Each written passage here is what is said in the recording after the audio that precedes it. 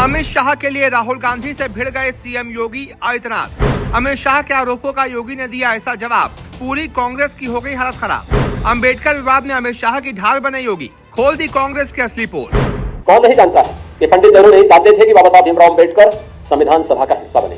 कांग्रेस नहीं चाहती थी कि बाबा साहब भीमराव अम्बेडकर को संविधान सभा के ड्राफ्टिंग कमेटी का अध्यक्ष बनाया जाए। जी, बाबा साहेब भीमराव अंबेडकर के मुद्दे पर जारी डिबेट में अब उत्तर प्रदेश के मुख्यमंत्री योगी की एंट्री हो गई है। उन्होंने कांग्रेस पर अंबेडकर के अपमान का आरोप लगाते हुए कहा कि कांग्रेस और नेहरू ने बाबा साहेब को चुनाव हरवाया था, वो नहीं चाहते थे कि बाबा साहेब संसद में जाएं। योगी ने आरोप लगाते हुए कहा कि कांग्रेस की मंशा हमेशा से उनको नीचा दिखाने की ही रही है। सीएम योगी ने लखनऊ में पत्रकारों से बातचीत में कहा कि भारत के संविधान में बाबा साहेब का अत्यंत महत्वपूर्ण योगदान है। वो भारत माता के महान सपूत थे। विपरीत परिस्थितियों में उच्च शिक्षा अर्जित की थी और फिर इसके माध्यम से भारत को अपने ज्ञान से आलोकित किया था। भारत के संविधान शिल्पी के रूप में हर भारतवासी उनके लिए श्रद्धा भाव रखता है, लेकिन कांग्रेस हमेशा से वंचितों को अपमानित करती रही है। कांग्रेस और नेहरू ने बाबा साहेब का भी अपमान किया। कांग्रेस को अपने अनैतिक काम पर देश से माफी मांगनी चाहिए। विपक्ष को केवल मुसलमानों की ही चिंता है।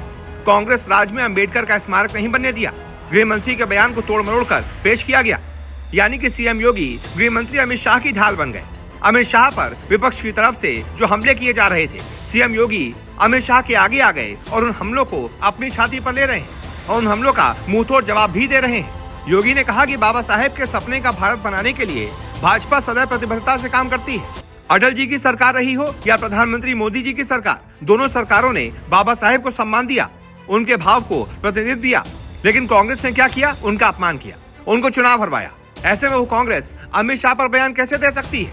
वो अमित शाह के बयान को तोड़ मरोड़ कर कैसे पेश कर सकती है, जिसने खुद बाबा साहेब भीमराव अम्बेडकर का इतना अपमान किया हो, उनको चुनाव हरवाया हो।